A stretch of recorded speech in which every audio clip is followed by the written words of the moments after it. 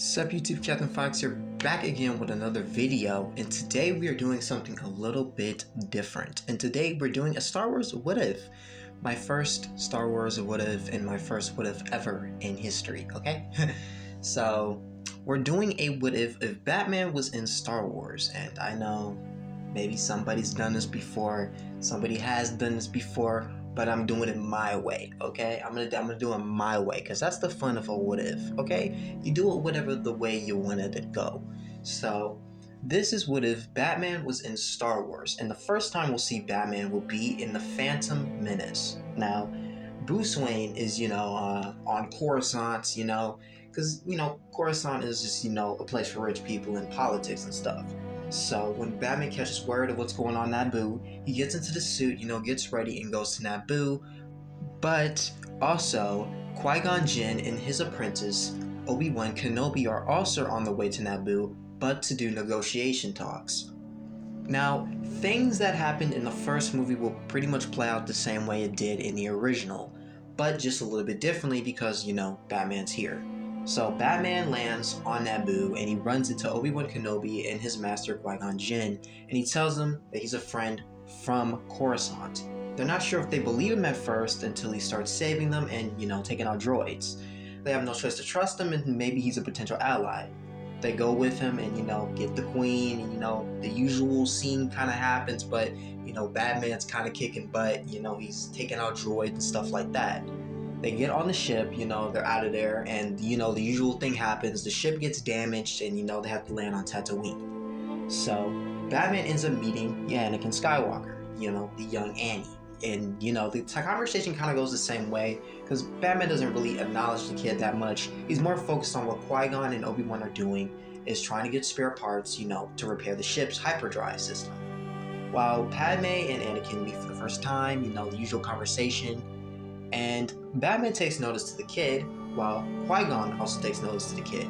Qui-Gon obviously feeling, Anakin's potential in the Force, and, the usual thing kind of happens. So, after Anakin wins his pod race, and, they're out of there, they do a potential blood count on, metachlorian count, on Anakin. And they see that it's, it's higher than Master Yoda's. Now, Batman isn't, the one for the Force, and he doesn't understand that. He introduces himself, but he keeps quiet into himself, mainly because he just doesn't know anybody, and you know how Batman is. He doesn't trust anybody. He's keeping his guard up.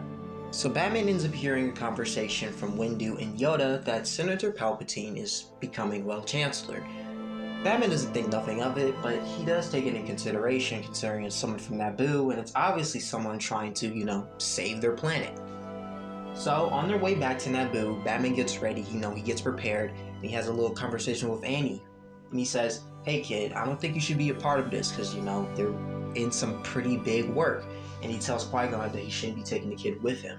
And Qui-Gon says that Anakin will be fine, and as long as he stays with them, everything should be okay. Batman thinks it's reckless, but he says nothing about it anymore after that. He doesn't want to argue with a Jedi, and, he doesn't really know Qui-Gon like that, so he pretty much just drops it. But when, the whole shootout in the hangar begins, that's when Batman's kind of like, "Okay, Anakin, you need to stay back, you need to get somewhere." He says it before Qui-Gon can tell him to, and Batman just, takes out a bunch of droids and covers Anakin while he gets in, the Starfighter. Now, this is where the apprentice shows up. Now, the apprentice already did show up earlier. I'm just skipping over that part because this is just supposed to be a recap. So, yada yada yada, the thing happens, but Batman decides to not take care of Maul because, they're two Jedis and obviously they said they got it. So he goes with Padme and the rest to take care of, the droids and free everybody up, while Anakin, did the usual in the movie, blows up the Trade Federation ship and, saved the day and whatever. And, Qui-Gon dies and, Qui-Gon tells Obi-Wan to train the boy. So after Batman hears of this, he kind of feels guilty because he kind of wanted to help them stop Maul. But he does decide to, maybe try and watch over Anakin for a little bit. He does kind of grow on to the kid and, he feels like he owes it to Qui-Gon. But the reason why he mainly does this is mainly because the conversation that happens when he's on his way back to Coruscant. Well, not on his way back to Coruscant, but when he arrives there on Coruscant, the usual way that Obi-Wan and Anakin got there to meet up with Chancellor Palpatine. Chancellor obviously takes some interest into Anakin the most out of Obi-Wan and Batman. And Batman notices something. Batman does not trust Palpatine. He automatically knows that something is up with this guy. Because Batman is Batman. He always has like an intuition to know when somebody's, kind of not who they say they are. He's always suspicious of everyone. But he especially feels suspicious of Palpatine.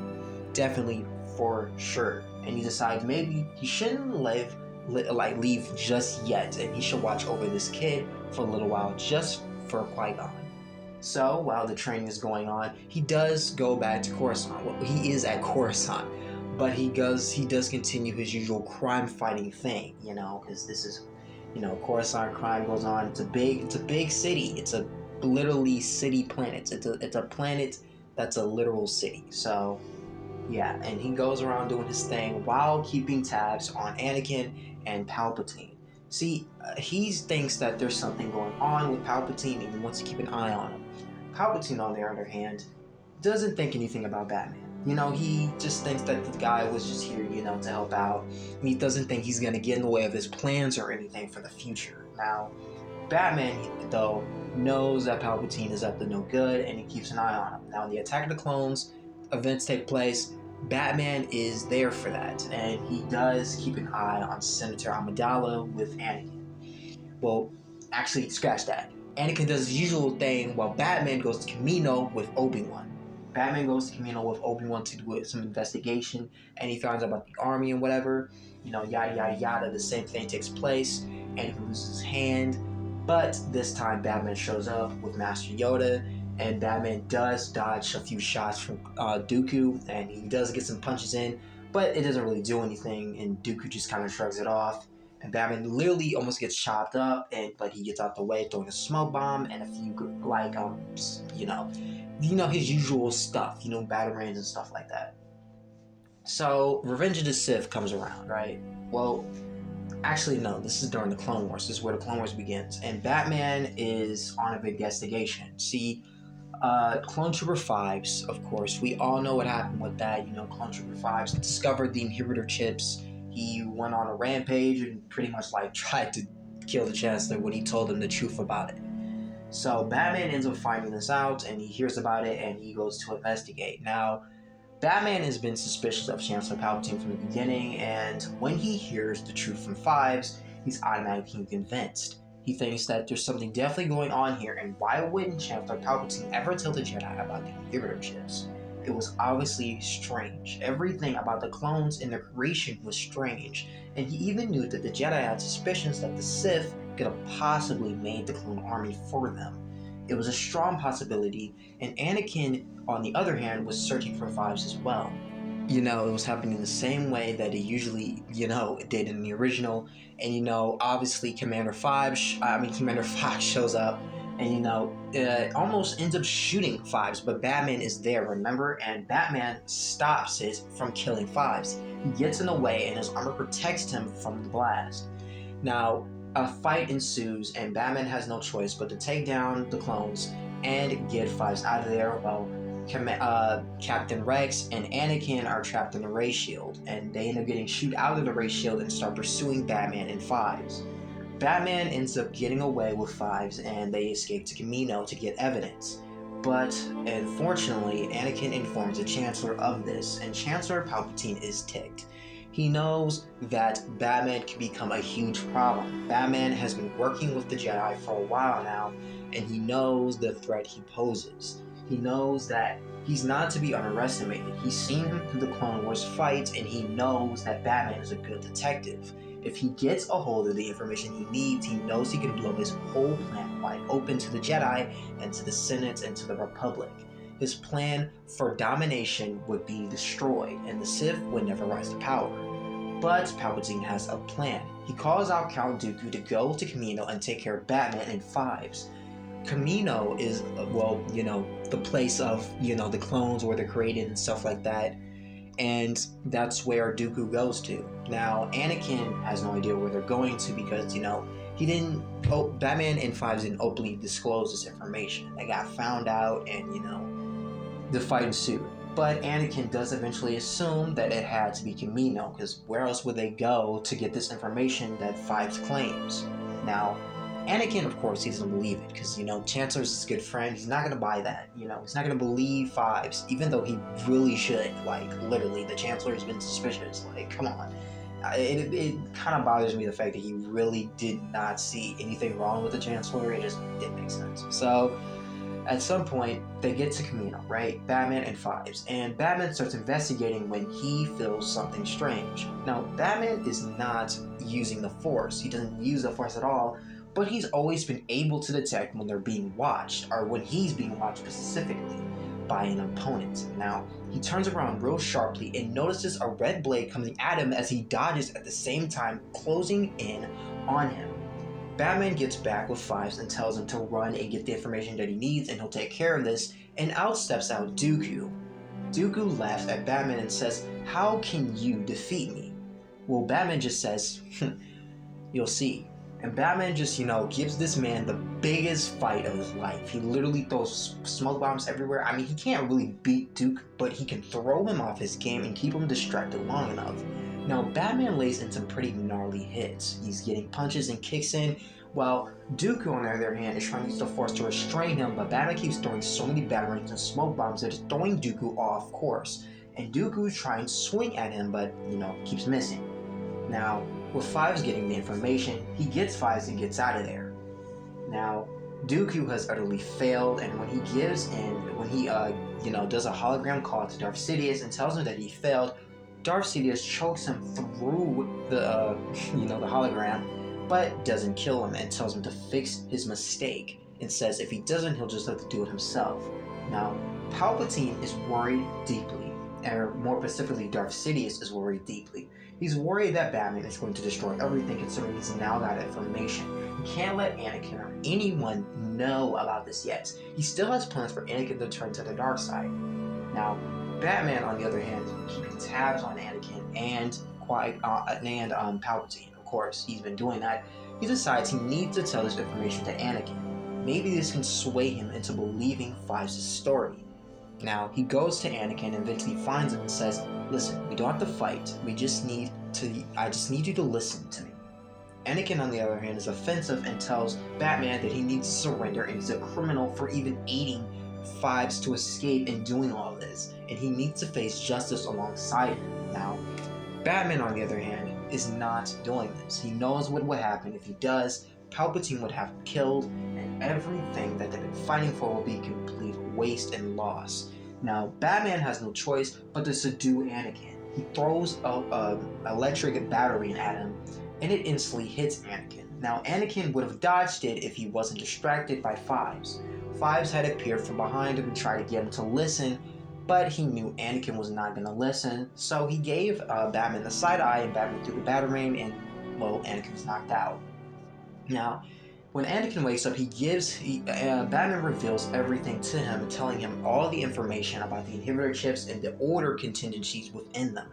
One specific one sticks out, Order 66, and it is the automatic execution of the Jedi Order, using the clones to turn against them and, to kill him. And Anakin is shooken by this, and only the Supreme Chancellor can execute this order. With this newfound information in mind, Anakin is shook. Like, Anakin is just pretty much like, okay, how is this possible?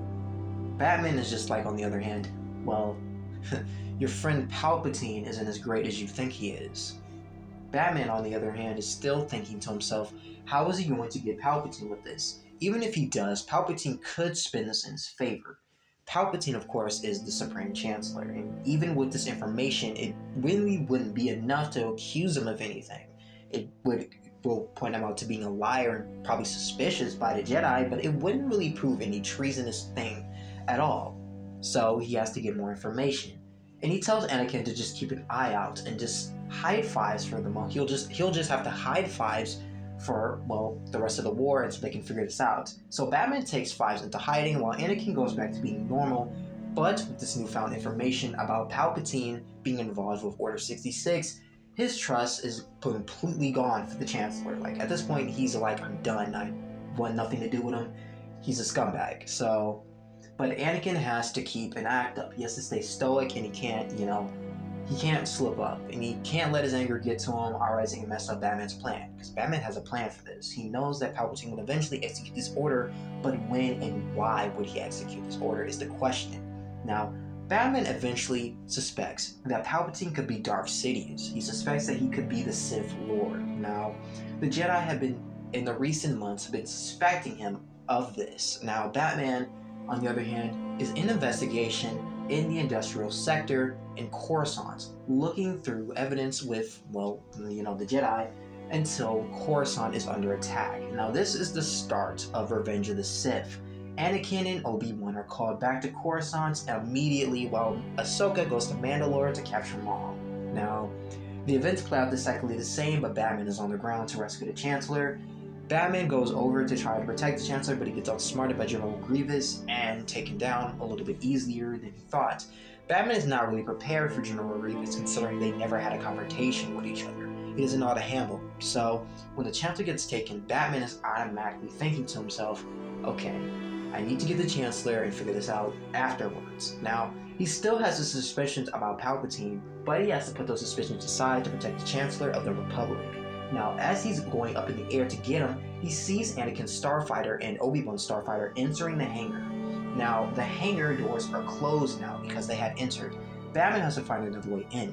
Batman gets on top of the invisible hand and breaks in, using a way to, a little like, he uses like bat bombs to like, get into places that, are hard to get into, like brick walls and stuff. He uses one to like bust in and make a hole and gets in. He fights a couple of droids and ends up making it to the, to where Palpatine is being held. Now, he sees Obi-Wan knocked out, and Anakin has his blades against Dooku's neck. Now, Anakin is about to do he's not about to kill Dooku just yet, but as Batman is approaching, he hears the Chancellor goes like, good, Anakin, good. Kill him. Kill him now. And Batman is automatically on edge. He knows what will happen. He knows this is not the Jedi way. He's not a Jedi, but he knows Anakin should not do this, and wonders why the Chancellor would ask him to do this. I mean, I get it. Batman gets it. He understands, like, hey, well, Dooku's been doing stuff, but even Batman has his own rules for even the most craziest criminals ever. The Joker is the perfect example. Now, Batman runs up and stops Anakin and tells him, hey, you are a Jedi. You Jedi don't do this. I don't understand the Force, but I understand one thing. Palpatine should not be telling you this, and remember what I told you. Anakin remembered. He automatically remembered what happened a couple months ago prior to this, with Fives and everything.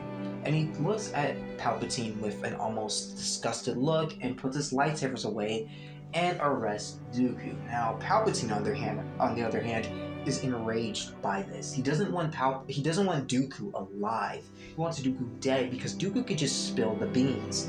Now, he wanted Dooku dead mainly because he wanted Anakin to turn to the dark side. Killing Dooku would set the path for it. But Batman, of course, like always, intervened, causing his plans to alter again and again. He needed Batman taken care of, and he needed to figure out what was going on, because obviously there were trust between Anakin and Batman. Now, the same thing kind of happens, they get trapped in the ray shield, the fight happens, and, Anakin lands the invisible hand. Now, Batman takes Anakin aside away from the Chancellor and says, hey, look, I don't know what's going on here, but I believe that Palpatine could possibly be the Sith Lord that we're looking for. Anakin somewhat agreed, considering he began to feel a dark presence as soon as he had those blades around Dooku, and as soon as Palpatine said those words to him, kill him. He felt the dark side, but he didn't feel it coming from Dooku, and he didn't feel it coming from himself anymore. He could feel it coming from somewhere in the room, but he didn't know where it was, and he realized it had to be Palpatine. Now, at this point, the Jedi are suspicious, and, they want to ask Anakin to, keep an eye on Palpatine. But around this time when, Anakin goes to sleep with Padme, he gets the dreams about her dying, and, this kind of sets, the same way it did in Revenge of the Sith. But, he's suspicious of Palpatine still. It doesn't change the suspicion, But it does kind of go the same way it did in the original. Now, Palpatine invites Anakin over to make him his, representative on the Jedi Council and whatever, And Anakin is excited about this, but he is suspicious. He keeps the words of Batman in his head, and remembers he can't trust Palpatine, and Palpatine is obviously doing something for personal gain. Now, this almost enrages Anakin, but he keeps it cool. He knows that he can't just go at him yet. He doesn't know anything. He doesn't know if he's really a threat just yet. And Batman said it's only a suspicion that he could be the Sith Lord. It could be. And even the council is getting suspicious, and Anakin knows that. Now he goes to the council, and they reject him, and they tell him to spy on him and everything. And Anakin doesn't disagree with Obi-Wan when Obi-Wan gives him the news. He's like, yeah, I think that's a good idea. Obi-Wan's a little bit caught off guard, but he kind of asks him why. And I thought you'd be more mad, if anything. And Anakin just says, I just have a hunch. I feel like the council could be right, and, Batman could be right. Obi-Wan is confused by why he would involve Batman, but he doesn't say anything else about it. Now, things kind of play out a little bit the way they did, as, Palpatine starts doing his little manipulation, but Batman is still hot on the trail. Batman is investigating still, and Dooku is dead. He wonders if Dooku had information about the Sith Lord. Now, Dooku, obviously, his master had to be Darth Sidious. Batman knew this for sure. But what if he knew a lot more than, everybody else did? Obviously, Dooku had connections with Sidious, and obviously Sidious had, plans for Dooku, but obviously his plans were for him to die by Anakin's hands. Now, Batman thinks that there is a possibility that he can find out for himself. He has to go deeper. He needs to get deeper into Palpatine's head and see if it's true. Now, he goes in his office when Palpatine's not there and looks around.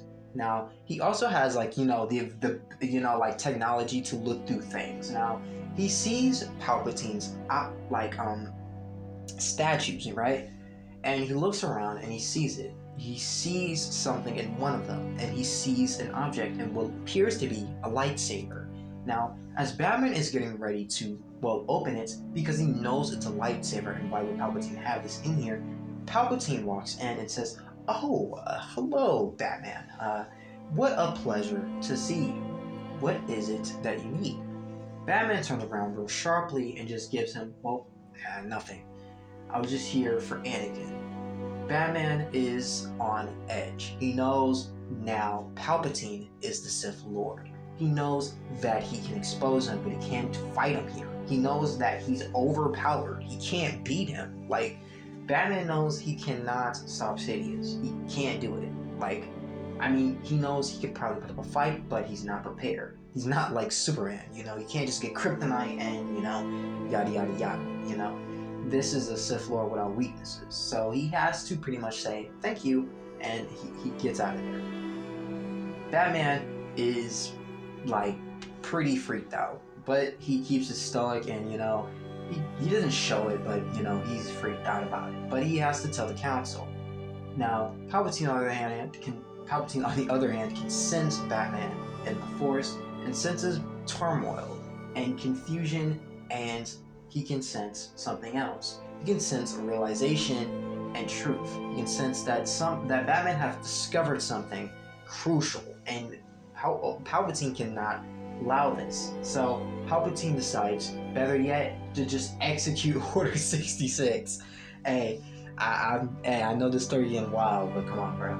Okay, we gotta make it even more wilder. So he executes Order 66 because he knows that Batman now knows that he is Sidious, and Anakin is not exactly ready just yet. Now, Anakin is nowhere to be seen, and you can't just wait for him because the council's gonna come. So he's going to execute Order 66, but as he does, he stops and thinks, no, this could be good.